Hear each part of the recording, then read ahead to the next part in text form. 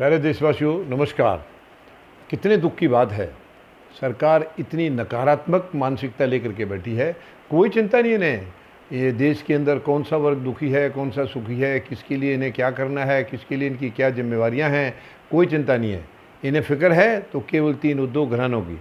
इसके अलावा देशवासी कहीं भी जाएँ, किसी भी तरह, चाहे उनको 2 रोटी मिल रही हैं, वो भूखे हैं, प्यासे हैं, हमारी सरकार को कोई चिंता नहीं है। आज किसानों के आंदोलन को 301 दिन पूरे हो गए हैं, यानी 10 महीना 1 दिन। वो जो 3 कानून इन्होंने तोहफ़ा कह के दिए थे पिछले साल 5 जून, यानी महामारी की आड़ में इनको अध्यादेश लाने की ज़रूरत क्यों पड़ गई थी, और उसके बाद उसको राज्यसभा से भी पास करा दिया गया। लोकसभा में इनका बहुमत है, राज्यसभा में नहीं है, लेकिन वहाँ से भी पास करा दिया गया। इसका मतलब है कि विपक्ष भी इनके साथ है। ये सब बेवकूफ़ बनाते हैं जनता को, विपक्ष भी इनके साथ है। आज 10 महीना 1 दिन से, यानी 301 दिन से किसान दिल्ली के चारों तरफ सरहदों पर बैठे हैं, और सरकार अपनी तरफ से अपनी गफलत में है। इनको कोई चिंता नहीं है कौन बैठा है या नहीं, क्योंकि इनको तो कोई जब से ये आए हैं 1.25 साल से कुछ करना इनको आया ही नहीं है, करने की इनकी कोई मंशा ही नहीं है। इनका है काम एक ही, बर्बादी का। उस पर ये लगे हुए हैं, दिन रात बर्बादी पर लगे हुए हैं। तो किसान को भी इन्होंने बर्बाद करने की ठान रखी है, लेकिन ऐसा नहीं होगा।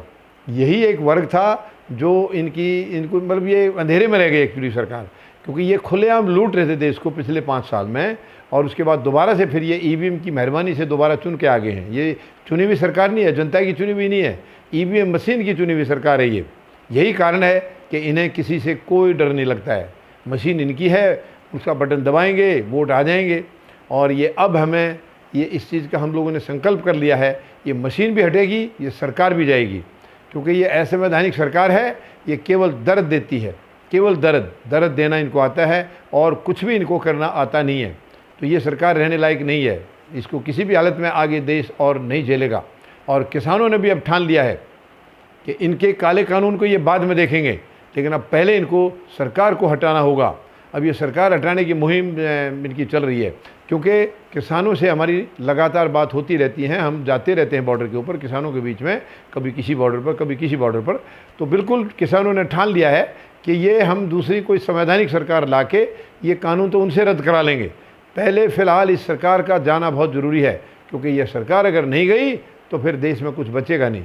यानी जो कुछ इन्होंने ख़त्म कर दिया, बहुत कुछ तो आधे से ज़्यादा, और जो बचा है वो अब आगे ये 24 तक कुछ नहीं छोड़ेंगे।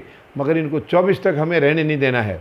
इन्हें तुरंत बाहर का रास्ता दिखाना होगा, ताकि कुछ जो बचा है वो बच जाए, और दूसरी जो सरकार आएगी जिसमें गरीब, मजदूर, जवान और किसान ये सच्चे जनप्रतिनिधि के तौर पर चुन के जाएंगे, और जो इन्होंने लूटा है उसको वापस किया जाएगा, वो सब वापस होगा।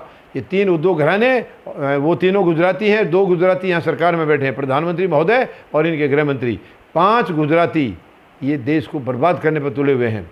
देश की साख इन्होंने दुनिया में ख़त्म कर दी है, और अब ये देश को बर्बादी की तरफ ले जा रहे हैं। अब आगे ऐसे नहीं होने दिया जाएगा, किसी भी हालत में ये नहीं होने दिया जाएगा। अब इस सरकार को जाना ही होगा। धन्यवाद। जय जवान, जय किसान, जय हिंद।